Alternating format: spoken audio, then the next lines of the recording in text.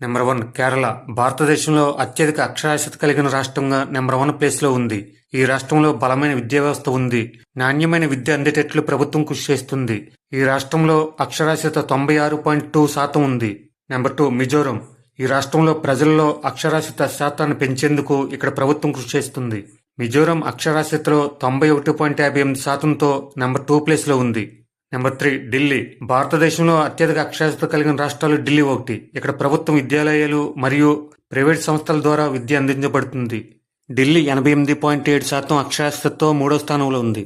Number 4 Tripura. ఇక్కడ రాష్ట్ర ప్రభుత్వం విద్య గురించి ఎంతో అవగాహన, ప్రజల్లో చైతన్యం తీసుకురావడం ద్వారా ఇక్కడ 87.75% అక్షరాస్యతతో 4వ స్థానంలో ఉంది.